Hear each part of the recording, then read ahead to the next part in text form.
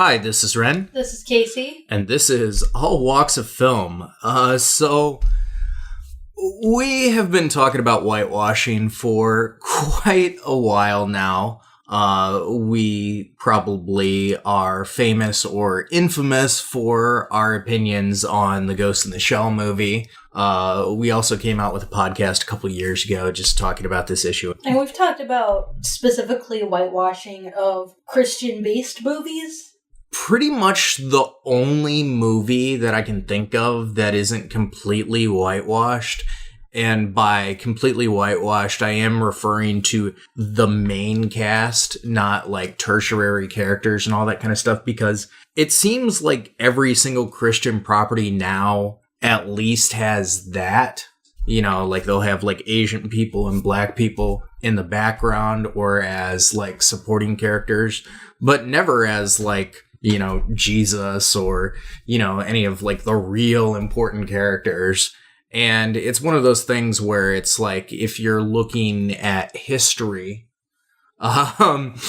it just seems like common sense. You'd get like Middle Eastern people to play in these roles. And yeah, you can make the argument that like under occupation in Rome, there was some mixing. There were also white people in.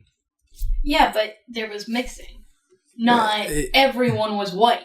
Right. And so, that being said, they decided to make, after all these controversies, a movie called Mary Magdalene, based on the figure in the Bible. Starring Joaquin Phoenix and Rooney Mara. Yeah, Rooney Mara is the titular character. Of course. Is this going to be... Okay, I haven't seen the trailer yet, but when I hear that, I'm like, is this that weird fanficky story about how Jesus and Mary Magdalene were actually dating or whatever? Like, they were actually in love with one another and fucking or whatever the fuck? I'm not sure. So, this is from director Garth Davis, who Lion's probably the movie that he's most noted for. He directed 4 episodes of Top of the Lake. That's pretty much it. So, like, he doesn't have a lot on his belt, and this seems like a pretty risky move, especially now. I mean, depending on what they're actually presenting, we saw how Noah went. And I actually thought Noah was a good movie. I did too, whitewashing aside.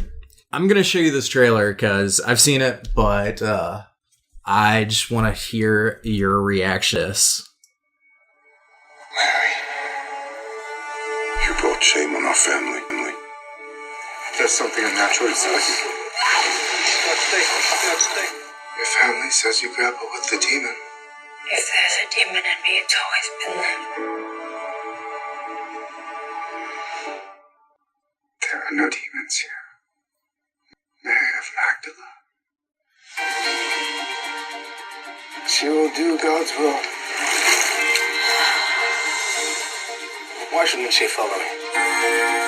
People will judge us.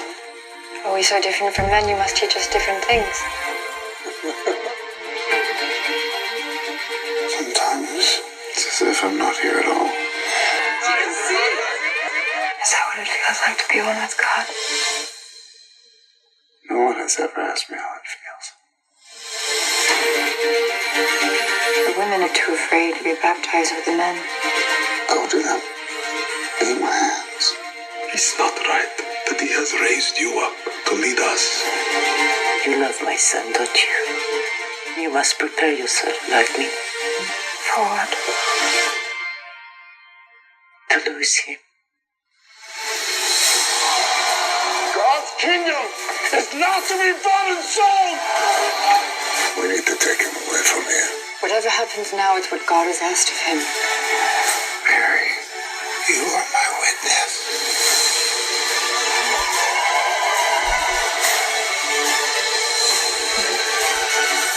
I'll be with you to the end. Speak again in his name. The world will only change as we change. I will not be silent. I will be heard. Well, that looks bland and soulless. So, from what I gather from the Wait, I'm sorry. Raw girl power. Question mark. Is that the reaction that, like, the movie is supposed to elicit? Well, I think this is going off of some of the Gnostic texts that make the assertion that Mary Magdalene was the 13th disciple. Okay. That's yeah. a little bit more interesting, at least. But, like, I mean, it's a trailer. They're not going to show everything. But you would think that it would be about the disciples, not just, like, her and Jesus. Well, I think partly what they're trying to do is maybe give a little bit of fuel to why people thought they were a couple. That makes more sense. Because from the trailer, what I'm seeing, it seems to almost explicitly say they weren't a couple, that he just admired her in a way that other people couldn't understand. And so they threw these rumors, which definitely provides an interesting idea. Like, I think that you could make a good film out of that. And the film actually does look kind of decent.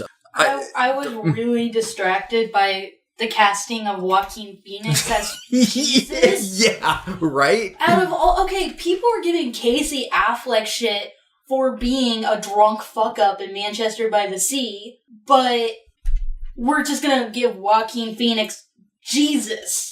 For real, as like somebody who understands the true power that a woman can have. That is some bullshit. What the okay, there is definitely like a distinction between the artist and the art.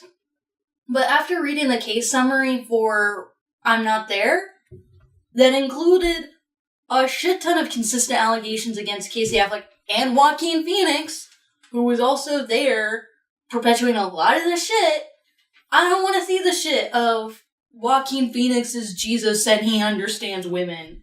He will give women a chance. No. Just, no. Maybe it looked good to other people, but I couldn't really watch it and not think of that. Yeah, you know, I'm a little conflicted because I do like biblical movies. Even though I'm not a religious person myself, I do find spiritual and like religious movies interesting so long as they're not like Jesus movies. And by like Jesus movies, I mean like those movies that are done by like Christian distributing companies that are just... Not just... By Jesus movies, you don't mean movies about Jesus. Sometimes, but like, you know, I like what I'm talking about is like movies about like faith and about... biblical times and stuff, but are not produced by people that are just flicks. Yeah, not produced by people that are just trying to indoctrinate people. We sort of are in desperate need of seeing more movies about religious figures that are pushing boundaries a little bit, because every generation kind of has that, except we haven't really had that much since Prince of Egypt. Yeah, I mean, there was, of course, the extremely controversial film, The Passion of the Christ, which came out back in 2003, I believe, that Mel Gibson did, which is basically a glorified passion play. So it's just the Stations of the Cross as, like, gore porn. Yeah, it's funny that, like, people... you know, came in flocks to see this movie, and people are like, oh, it's so transformative and stuff. And, you know, I can't harp on anybody's experience watching a film, but I will say that for people who criticize movies like Saw and Hostel and all that kind of stuff, like, Passion of the Christ is essentially that movie. Just with Jesus. Yeah, in many ways, it is more gratuitous than those other movies, because it's not just like one person, you know, constantly being beaten. That being said, there have been some films that I have enjoyed. Well, I don't know if enjoyed is the best word, but that I have appreciated that did have... Like The Last Temptation. Yeah. Last Temptation of Christ, I think, is a really good film. I haven't seen it yet, but The Gospel According to St. Matthew, I heard, was a really good film made by a gay atheist. So I just would love to watch a movie from that perspective. This movie, I'm sure it's coming out around Easter time. It seems like perfect for that audience. But, if it's something dealing with like more controversial stuff like you're insinuating, it's gonna like immediately like throw out the Christian. That's just what I was saying from the title. Yeah. From the trailer, it doesn't really look like that. Yeah, there was a book that the Da Vinci Code, if you're not familiar with That's that whole what thing. I was thinking of. There was a book that came out about 20 or 30 years before the Da Vinci Code came out called Holy Grail, Holy Blood, and it was about that whole concept of the Holy Grail actually being a child and a lineage and everything like that. And if you've read Preacher, there's a little bit of that joked about throughout that. Mm-hmm. Which I have no idea if the show's going to get into. Probably because, not. Yeah, that show is castrated. Yeah.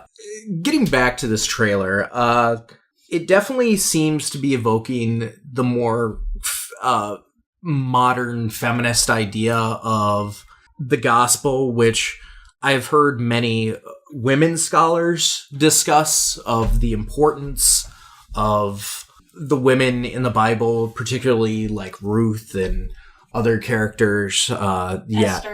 Esther. Yeah. I'm a bad Christian. I'm sorry. Well, I'm not really Christian, but like I was a bad Christian. I can't remember her name and now I feel really stupid. Yeah. So, the only thing it evoked in me was a yawn. Well, it's not made for you. I like movies that are about like Christian stories. I grew up reading the Bible cover to cover many, many, many times over, and while I don't believe in any of that stuff, and I never did, I think that it's entertaining. I mean, they pretty much all cut out things like the dragons or whatever, unless you watch Noah, but there are a lot of biblical stories that I actually do really like, but hell, I even like a lot of episodes of VeggieTales. Yeah. Not even gonna kid. But it just seemed... There is one movie that I haven't seen yet, but I'm really interested in it called Last Days in the Desert, and it stars Ewan McGregor as both Jesus and Satan. The cinematography is by Emmanuel Lubezki. I don't really know much more than that. Like, I saw the trailer and it looked intriguing. Once again, whitewashing. Like, okay, hear me out for a second. If you look at the region where Jesus was from... or even where the Garden of Eden is. Or if you truly don't believe that any of these people existed, regardless of what your beliefs are, the likelihood of Jesus being a white person is very slim. Now, I know that before and it's a lot slimmer that all the people around Jesus were all white, too. Right, and I know that the trailer had Chiwetel Ejiofor as like one of the prominent disciples, and but also like as your token Academy Award winner.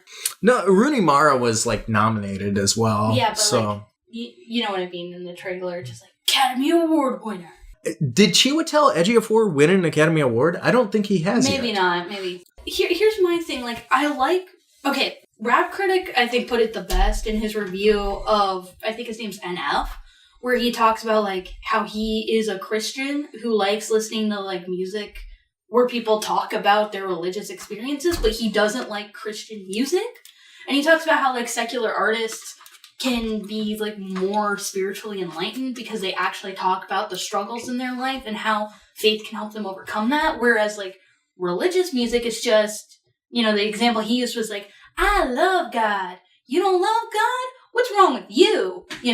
That's what this movie seems like. It's all about unwavering faith and devotion, whereas almost every single religious movie I like is about the struggle with faith. I don't know. Like, based on that trailer, I think it's about somebody who's full of... end. Well, it seems like somebody who's full of faith that's not recognized because of her status. Yeah, but it's still about she is full of faith in Jesus because she is so divinely inspired. And she's the only one who thought to ask, what does it feel like to be with God? It just seems so, like, fap, self-serving. It's not interesting to me.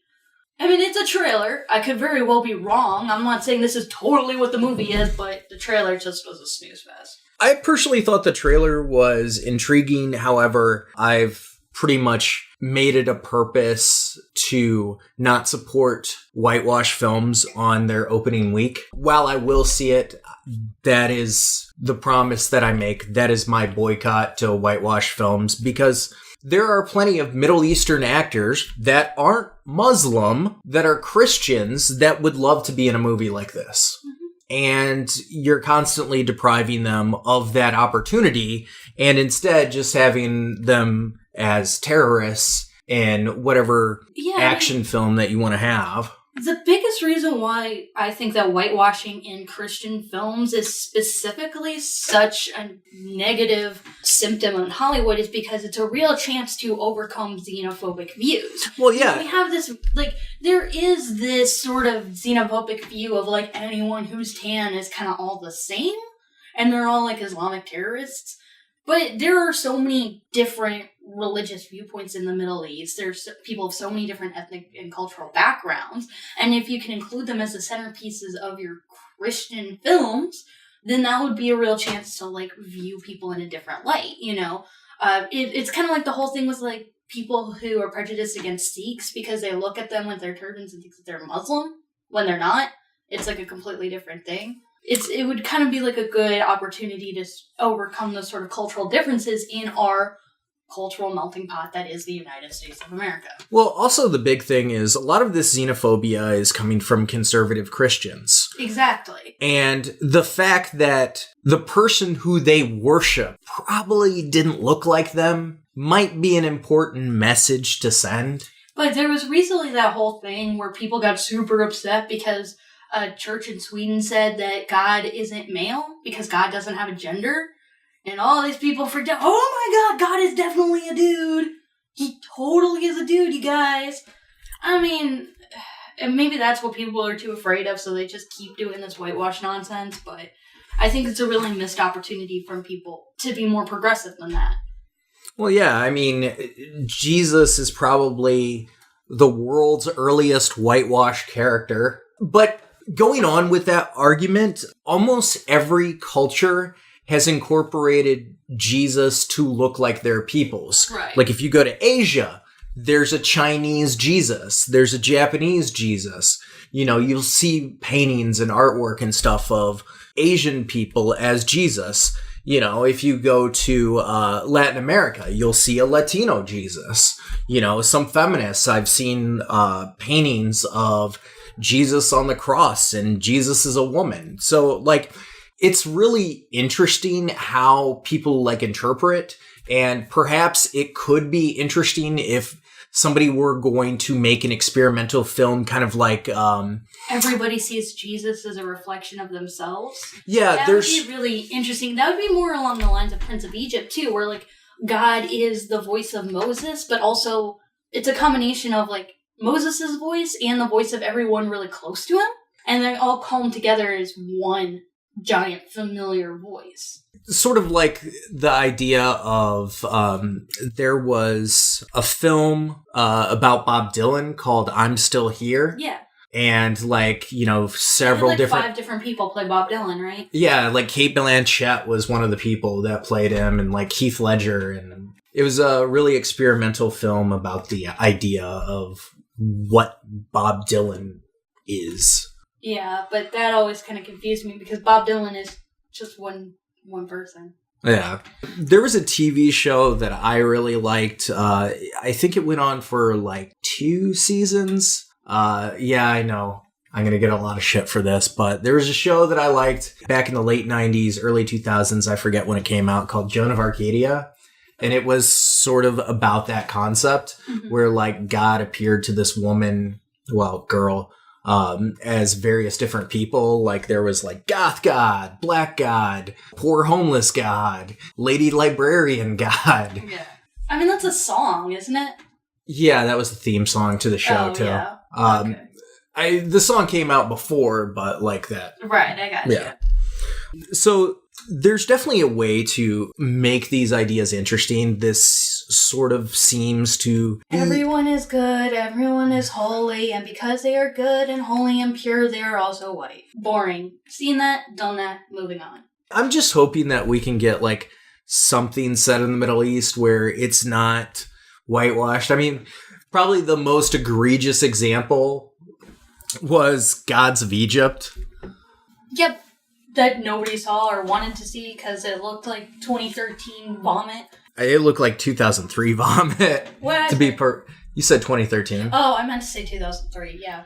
Now, talking about Melanin for a second, I can understand people making the argument that a lot of Jewish people nowadays are of lighter complexion, mainly because there was, a strong connection with Roman occupation, and at that time there wasn't a racial divide. So, it's clear that the ethnicity is mixed. But that being said, I really doubt, even just from the amount of exposure to sun that the people got, that they would be this light. Mm-hmm. You could argue that, they might have European features, like if you're trying to go that way, but it just doesn't work.